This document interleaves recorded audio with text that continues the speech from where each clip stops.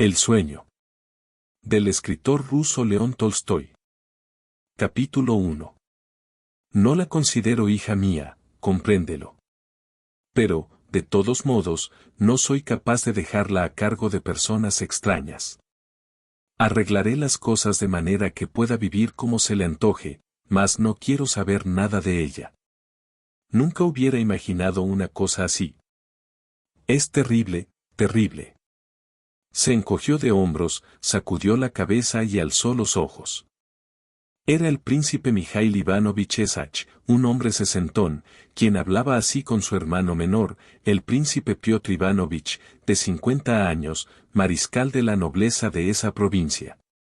La conversación tenía lugar en la ciudad provinciana, a la que había ido el hermano mayor, desde San Petersburgo, al enterarse de que su hija, que huyera un año atrás, se había instalado allí con su criatura.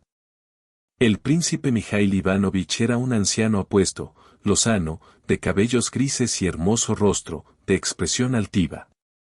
Su familia constaba de su esposa, una mujer vulgar que, a menudo, reñía con él por cualquier niñedad, de su hijo, un muchacho despilfarrador y juerguista, aunque, decente, según decía el viejo, y de dos hijas, la mayor, que se había casado bien y vivía en San Petersburgo, y la pequeña, Lisa, su favorita, que había huido de casa hacía casi un año, apareciendo por aquellos días, con su criatura, en aquella lejana ciudad provinciana.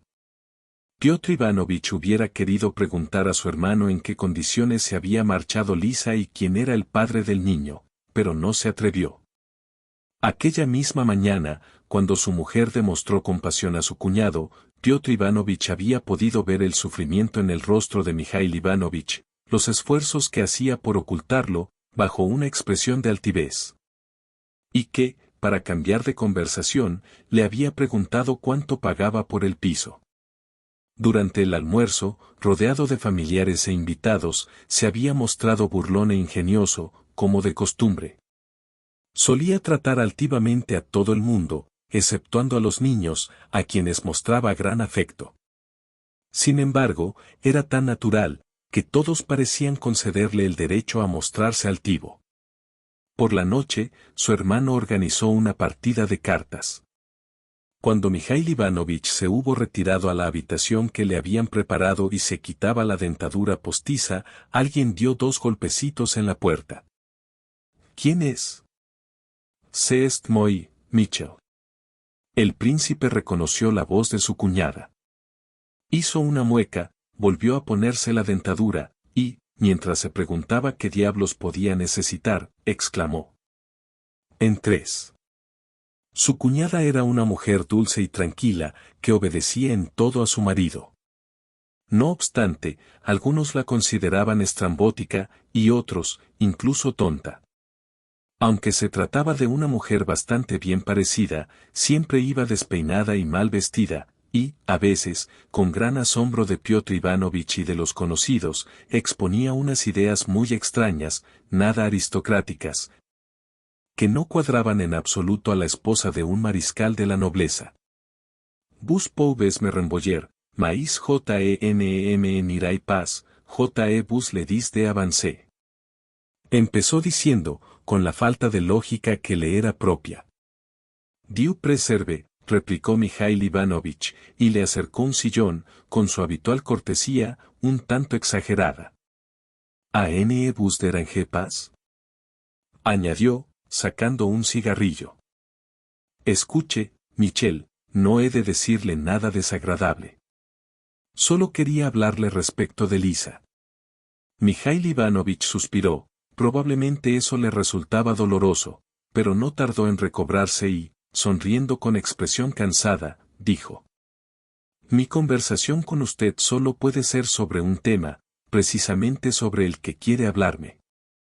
Al pronunciar estas palabras, el príncipe evitó mirar a su cuñada, así como nombrar el tema de la conversación. Pero ella, la mujer regordeta y bien parecida, no se turbó, y continuó mirando a Mijaíl Ivanovich, con sus ojos azules, bondadosos y suplicantes. «Michel, bon ami, apiádese de ella. Lisa también es una persona», añadió, con un profundo suspiro, lo mismo que el de Mijail Ivanovich.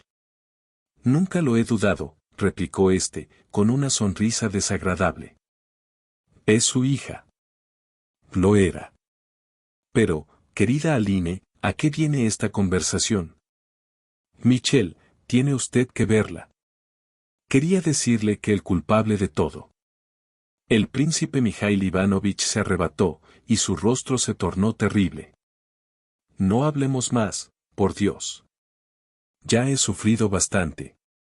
Ahora ya no me queda más que el deseo de crearle una situación tal que no sea una carga para nadie, que no tenga ninguna clase de relaciones conmigo y que viva su propia vida.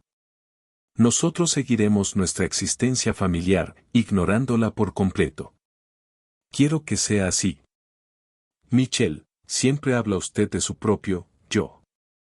Ella también tiene su yo.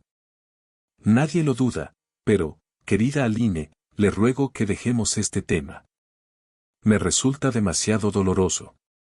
Alexandra Dmitrievna guardó silencio y movió la cabeza. ¿Masa opina lo mismo? Se refería a la mujer de Mijail Ivanovich. Exactamente igual. Alexandra Dmitrievna chascó la lengua. Brisons la de sus. Et bonne nuit, dijo, pero no se fue. Guardó silencio durante un rato. Piotr me dijo que se propone usted dar dinero a la mujer que la hospeda. ¿Sabe las señas? Sí. Entonces no lo haga por medio de nosotros, vaya usted mismo. Y fíjese bien en cómo vive. Si no quiere verla, probablemente no la verá. Él no se encuentra allí, no hay nadie en la casa. El príncipe se estremeció de pies a cabeza. ¿Por qué me atormenta? Su actitud no es hospitalaria. Alexandra Dmitrievna se puso en pie, y pronunció, enternecida y con la voz dominada por las lágrimas. Es tan buena y tan digna de lástima. El príncipe se había levantado y esperaba así a que su cuñada terminase de hablar. Ella le tendió la mano. Michel, eso no está bien, murmuró, abandonando la estancia. Después de esto, Mijail Ivanovich paseó largo rato por la alfombrada habitación, que habían convertido en dormitorio para él, y, haciendo muecas y estremeciéndose, exclamaba, ¡ay, ay! Pero al oír su propia voz se asustaba y volvía a guardar silencio. Lo atormentaba su orgullo ofendido. La hija de Mijail Ivanovich, que había sido educada en casa de su madre, la célebre Avdosia Borisovna, la cual recibía en su casa a la emperatriz, la hija de Mijail Ivanovich, que había pasado su vida como un caballero, sin tacha ni reproche. El hecho de que tuviera un hijo natural, de una francesa, al que había instalado en el extranjero, no menguaba en absoluto la elevada opinión que tenía en sí mismo. Y he aquí que, de pronto, su hija, por la cual no solo había hecho lo que debe hacer cualquier padre, la había educado perfectamente, dándole posibilidad de elegir un partido entre la mejor sociedad rusa, sino a la que adoraba y de la que se enorgullecía, lo había mancillado, y ahora no podía mirar a nadie a la cara sin sentirse avergonzado. El príncipe recordó la época en que no solo la trataba como a su hija, como a un miembro de la familia, sino que le profesaba un amor muy tierno y se sentía orgulloso de ella. La recordó, tal como era a los 8 o 9 años, una chiquilla inteligente, graciosa y vivaracha, de ojos negros y brillantes y de cabellos rubios, que le caían por la espalda huesuda.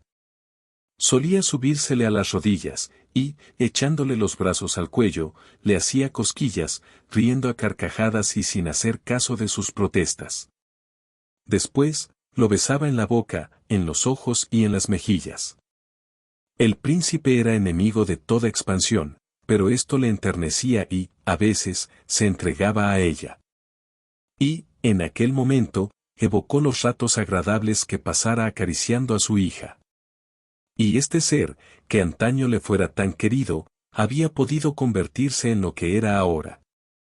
Un ser en el que no podía pensar sin sentir repulsión.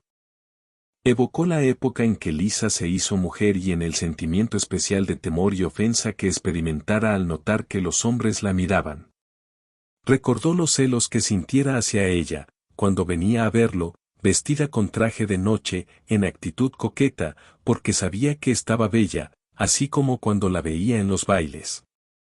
Siempre le daba miedo de que le dirigieran miradas impuras, en cambio, ella no comprendía esto, y hasta parecía alegrarse.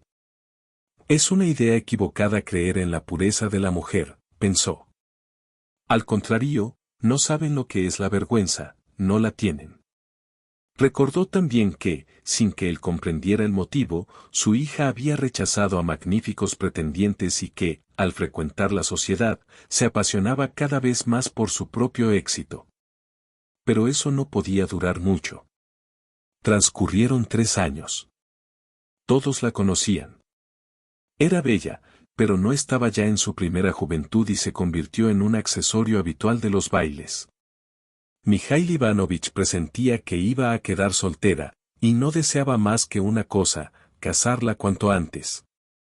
Si no podía ser tan brillantemente como antes, al menos, que hiciera una boda decente. Pero la actitud de su hija era altanera y provocativa. Al recordarla ahora, experimentó un sentimiento de ira hacia ella. Había rechazado a tantos hombres decentes, para caer luego en este horror. ¡Ay, ay!, gimió de nuevo, y, deteniéndose, encendió un cigarrillo. Empezó a pensar en la manera de entregarle el dinero y cómo iba a arreglárselas para prohibirle que fuera a verlo. Pero recordó, de nuevo, que hacía relativamente poco, Lisa tenía ya más de 20 años, había coqueteado con un chiquillo de 14, un paje, al que habían invitado a su casa de campo. Había enloquecido al muchacho, el cual lloraba a lágrima viva. Replicó a su padre en actitud fría e incluso grosera, cuando éste, para poner fin a esos estúpidos amoríos, mandó al muchacho que se fuese. Desde entonces, las relaciones con su hija, frías de por sí, se enfriaron aún más. Era como si la muchacha se considerase ofendida por algo. Tenía yo más razón que un santo. Tiene una naturaleza malvada e impúdica, pensó. Finalmente, recordó el horrible momento en que se recibió su carta de Moscú. Escribía que no podía volver en las condiciones en que estaba, que era una mujer perdida y desgraciada, y rogaba que la perdonase y la olvidase. Evocó asimismo las desgarradoras conversaciones que tuviera con su mujer, así como las suposiciones cínicas que finalmente se hicieron realidad. La desgracia había sucedido en Finlandia, donde habían mandado a Lisa, por una temporada, a casa de una tía suya. El culpable, un estudiante sueco, casado, era un hombre insignificante, vacío, miserable. Ahora recordaba todo esto, dando paseos por la habitación, pensaba en el amor que había profesado a su hija, se horrorizaba por su caída, incomprensible para él, y la aborrecía por el dolor que le había causado. Al pensar en las palabras de su cuñada, trató de imaginarse el modo de perdonar a Lisa, pero en cuanto surgía su propio yo, su corazón se invadía de sentimiento de repulsión, ofensa y orgullo. Volvió a emitir un gemido, y trató de pensar en otra cosa. No, esto es imposible. Le daré el dinero a Piotr, para que él se lo entregue mensualmente. Ya no tengo hija. Y de nuevo lo embargó la extraña y confusa sensación que lo atormentaba sin cesar, una especie de enternecimiento al recordar el cariño que había profesado a su hija, y una ira atormentadora por el dolor que ésta le había causado. Capítulo 2. En el último año, Lisa había sufrido incomparablemente más de lo que sufriera en los 25 precedentes. Durante ese año se le reveló repentinamente lo vacía que había sido su vida anterior, y vio, de un modo claro, la bajeza de la existencia que llevara entre la alta sociedad petersburguesa, así como en su casa, donde, lo mismo que los demás, disfrutaba de una vida animal, aunque tan solo superficialmente, sin llegar a caer en sus profundidades. Durante los primeros 3 años, las cosas marcharon bien, pero, luego, los bailes, las veladas, los conciertos, las cenas, los peinados y los trajes de noche, que realzaban la belleza del cuerpo, los pretendientes. Unos jóvenes y otros de edad, pero todos iguales, que parecían saberlo todo y tener derecho de aprovecharse y de reírse de cuanto tuvieran delante, los meses de verano en el campo, los mismos paisajes, que sólo proporcionaban placeres superficiales, la música y la lectura que planteaba los problemas de la vida, pero no los resolvía. Cuando todo esto duraba ya 7 u 8 años, sin prometer cambio alguno, e iba perdiendo cada vez más el encanto, Lisa se sumió en la desesperación y deseó la muerte. Sus amigas procuraron atraerla hacia las actividades benéficas. Y, entonces, vio la miseria auténtica, que repelía, y la miseria fingida, aún más digna de lástima y más repulsiva, así como la terrible frialdad de las damas del patronato, que llegaban en sus coches, avaluados en miles de rublos, vestidas con lujosos atuendos, y se sintió aún más desesperada. Deseaba hallar algo auténtico, vivir, y no jugar a la vida. El mejor de sus recuerdos era el amor que sintiera por un cadete, al que llamaban Coco. Había sido un sentimiento bueno y honesto, pero ya no podía haber nada semejante. Cada vez estaba más triste, y cuando fue a Finlandia a casa de su tía, se encontraba en ese estado de ánimo. El nuevo ambiente, la naturaleza y la gente, tan distinta, todo le resultó interesante y atractivo. No hubiera podido decir el día en que comenzó aquello. En casa de su tía había un invitado, de nacionalidad sueca. Solía hablar de su trabajo, de su pueblo y de una novela que estaba escribiendo. Lisa ignoraba cuándo y cómo habían empezado aquellas miradas y aquellas sonrisas, cuyo sentido no hubiera podido expresar por medio de palabras, pero que, según ella, sobrepasaban todo lenguaje. Les revelaban a ambos, no solo sus almas, sino también unos misterios magnos e importantísimos, comunes a toda la humanidad. Gracias a esas sonrisas, cada palabra pronunciada por el sueco adquiría un significado grandioso. Y también la música, siempre que la oían juntos cantaban a dúo. Lo mismo ocurría con los libros, leídos en voz alta. A veces discutían, defendiendo cada uno su opinión, pero bastaba que se encontrasen sus ojos y que se sonrieran, para que la discusión cayese por tierra. Mientras el sueco y Lisa se elevaban a unas regiones que solo les estaban reservadas a ellos. Lisa no sabía cuándo había sucedido esto. Ignoraba cómo y cuándo había surgido el diablo entre esas miradas y esas sonrisas, envolviéndolos a ambos al mismo tiempo, pero cuando tuvo miedo, los hilos invisibles que los unían estaban entrelazados ya, con tal fuerza, que se sintió impotente para liberarse, y puso sus esperanzas en él, en su caballerosidad. Esperaba que el sueco no se valiera de su fuerza, aunque eso era lo que deseaba vagamente. Su impotencia para luchar se acentuó, debido a no tener a qué aferrarse. Su vida mundana, tan superficial y falsa, se le había vuelto odiosa. No quería a su madre, y se imaginaba que su padre la había apartado de sí.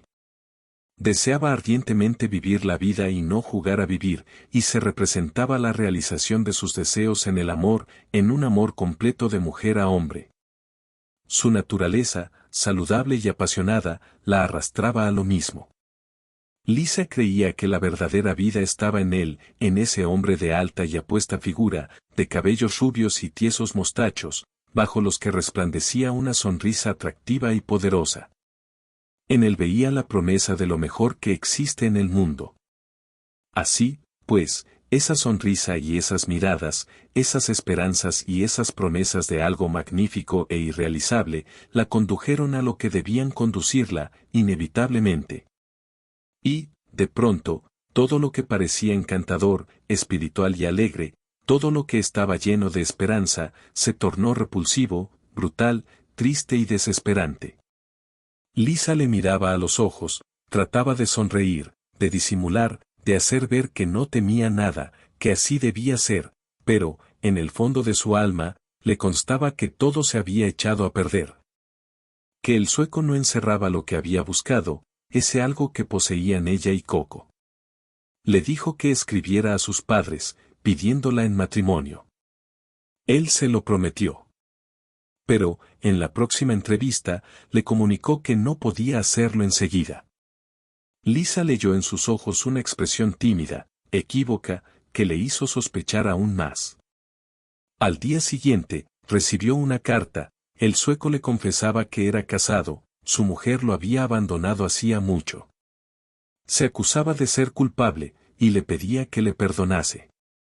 Lisa lo llamó, para decirle que lo amaba y que, aunque fuera casado, se consideraba ligada a él para siempre, y que no lo abandonaría. Cuando se volvieron a ver, el sueco dijo a Lisa que carecía de bienes, que sus padres eran pobres y solo le podía ofrecer una vida penosa. Lisa respondió que no necesitaba nada, estaba dispuesta a seguirle a donde quisiera. El sueco la disuadió, aconsejándole que esperase. Pero los continuos disimulos, las entrevistas fortuitas y la correspondencia secreta la hacían sufrir. Insistió en partir de allí. Cuando, finalmente, se marchó a San Petersburgo, el sueco le escribió unas cuantas veces, prometiéndole que iría a reunirse con ella, pero después dejó de escribir, y desapareció. La muchacha trató de vivir lo mismo que antes, mas le fue imposible. Empezó a sentirse mal. Y, aunque la pusieron a tratamiento, su estado empeoraba constantemente. El día en que se convenció de que no podría ocultar lo que iba a sobrevenir, decidió suicidarse. Y quería hacerlo de modo que la muerte pareciera natural. Se procuró veneno, y lo hubiera tomado, a no ser porque, en el momento en que se disponía a hacerlo, irrumpió en la habitación su sobrino, el hijo de su hermana, un niño de 5 años. Venía a enseñarle un juguete que le acababa de regalar su abuela. Lisa atendió al niño, y, repentinamente, estalló en sollozos. Pensó que hubiera podido ser madre si el sueco no estuviera casado. Y la idea de la maternidad la obligó a reconcentrarse y a pensar en su vida auténtica y no en lo que pensarían y dirían de ella los demás. Le parecía fácil suicidarse, teniendo en cuenta la opinión de la gente, pero, por ella misma, le resultaba imponible. Tiró el veneno y abandonó la idea del suicidio.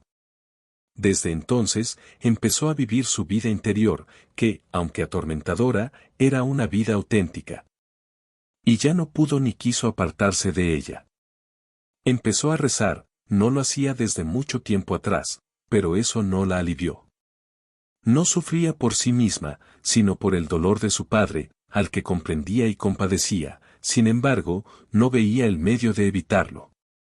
Su vida transcurría así, por espacio de varios meses, cuando, de repente, sobrevino un acontecimiento que pasó inadvertido para los demás, transformando por completo su existencia. Un día, mientras hacía una manta de punto, sintió una extraña sensación dentro de sí, como si alguien se moviera en sus entrañas. «No puede ser.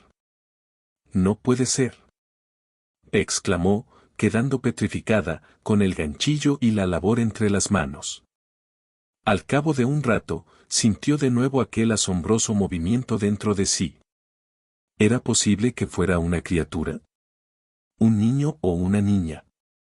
Y olvidándolo todo, olvidando la vileza y la mentira del sueco, la irascibilidad de su madre y el dolor de su padre, sonrió, pero no con la sonrisa abominable con que solía corresponder a las de su amante, sino con una sonrisa pura, radiante y alegre. Y se horrorizó de haber podido matarlo a él al suicidarse. Se concentró, preguntándose dónde iría para ser madre, una madre desgraciada y digna de lástima, pero madre, al fin.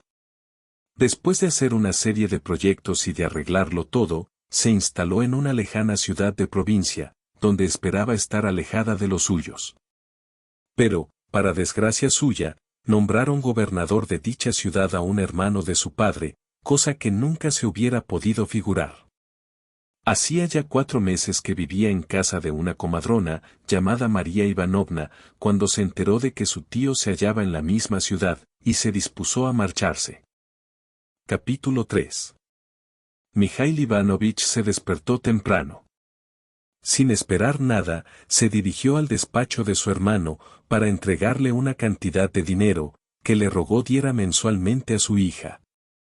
Luego, entre otras cosas, se informó de cuándo salía el tren hacia San Petersburgo. La salida era a las 7 de la tarde, de manera que le daba tiempo para comer antes de marcharse. Después de tomar café en compañía de su cuñada, la cual no hizo alusión a lo que le era tan doloroso, limitándose a mirarlo, de cuando en cuando, con expresión tímida, siguiendo una costumbre saludable. Fue a dar su paseo habitual. Alexandra Dmitrievna lo acompañó hasta el vestíbulo. Michel, vaya al parque municipal, se está muy bien allí, además, se encuentra cerca de cualquier sitio, dijo, acompañando de una mirada lastimera el semblante irritado de Mijail Ivanovich. Este siguió su consejo. Fue al parque municipal. Pensaba en la tontería, la terquedad y la dureza de corazón de las mujeres. No me compadece, se dijo, recordando a su cuñada. No puede comprender mis sufrimientos. ¿Y Lisa? Sabe perfectamente lo que esto supone para mí, lo mucho que sufro. Y ese terrible golpe, al final de mi vida. Probablemente se acortará por su culpa. Claro que es preferible que llegue la muerte a soportar tales sufrimientos. Y todo eso por les meaux de un chenapan. ¡Ay! Exclamó, sintiéndose invadido por un sentimiento de odio y de ira ante la idea de lo que se hablaría en la ciudad, cuando todos se enterasen. Quiso ir a ver a Lisa y decírselo todo, era necesario que supiera el alcance que tenía su proceder. Se encuentra cerca de cualquier sitio, se dijo, mientras sacaba su libro de notas y leía lo siguiente: señora Abramova, Viera Ivanovna Seliverstova, calle Kujonaya. Lisa vivía con un apellido supuesto. El príncipe se dirigió hacia la salida del parque y alquiló un coche.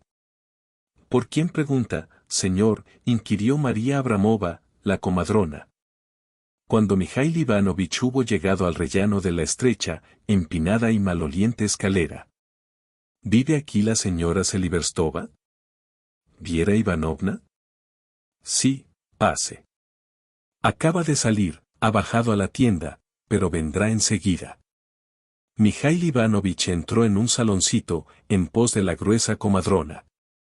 Le pareció que le daban una puñalada cuando oyó los desagradables gritos de un recién nacido, que provenían de la habitación contigua. María se retiró, tras de excusarse. Mijail Ivanovich la oyó mecer al niño. Cuando lo hubo tranquilizado, regresó al salón. Es el niño de Viera Ivanovna. Volverá enseguida. ¿Quién es usted? Un conocido. Es mejor que vuelva luego, replicó el príncipe, disponiéndose a marchar, hasta tal punto lo atormentaba la idea de encontrarse con su hija. Le parecía imposible llegar a un acuerdo. Pero, de pronto, resonaron unos pasos rápidos y leves en la escalera, y el príncipe reconoció la voz de Lisa, que decía: María. Ha llorado el pequeño. De pronto, Lisa vio a su padre. Dejó caer al suelo el latillo que llevaba en las manos. Papá. Exclamó, y se detuvo en el quicio de la puerta palideciendo y estremeciéndose, de pies a cabeza. El príncipe permanecía inmóvil, mirándola. Lisa había adelgazado, tenía los ojos más grandes, la nariz más afilada y las manos muy enjutas. Su padre no sabía qué decir ni qué hacer. En aquel momento olvidó lo que pensara acerca de su oprobio, solo sentía lástima de ella. La compadecía, porque había adelgazado, porque iba mal vestida y, sobre todo, porque su rostro lastimoso tenía una expresión suplicante, mientras clavaba los ojos en él.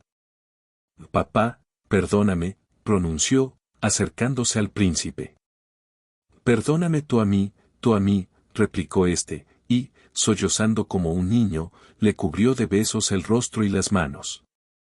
La compasión por su hija reveló al príncipe su propio yo. Y, al darse cuenta de cómo había sido en la realidad, comprendió hasta qué punto era culpable ante ella, por su orgullo, su frialdad e, incluso, sus malos sentimientos.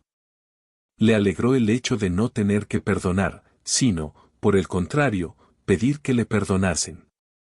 Lisa lo condujo a su habitación, le contó la vida que hacía, pero no le enseñó a su hijo, ni mencionó para nada el pasado, sabiendo que eso le era doloroso. El príncipe le dijo que debía instalarse de otro modo. Es verdad, si pudiera ir a la aldea. Ya pensaremos en esto. Repentinamente se oyó el llanto del niño, al otro lado de la puerta. Lisa abrió desmesuradamente los ojos y, sin quitarlos del rostro de su padre, se quedó perpleja e indecisa. Tienes que darle el alimento, dijo Mijail Ivanovich, frunciendo las cejas, a causa del evidente esfuerzo que hacía por dominarse. La muchacha se puso en pie. De pronto, le acudió la idea descabellada de enseñar al ser que más quería en el mundo a aquel a quien quisiera tanto antaño. Pero, antes de decirlo, miró al rostro de su padre. ¿Se enfadaría? La expresión del príncipe no era de enojo, sino de sufrimiento. Sí. Vete, vete. Exclamó. Gracias a Dios, mañana volveré. Entonces, decidiremos. Adiós, querida. Adiós. Y de nuevo tuvo que hacer grandes esfuerzos para contener los sollozos que le apretaban la garganta. Cuando Mijail Ivanovich volvió a casa de su hermano, Alexandra Dmitrievna le preguntó. ¿Qué hay? Pues, nada. ¿La has visto? Preguntó Alexandra Dmitrievna, adivinando, por la expresión del príncipe, que había ocurrido algo. Sí, pronunció éste, rápidamente, y, de pronto, se deshizo en lágrimas. La verdad es que he envejecido y me he vuelto tonto, añadió al tranquilizarse.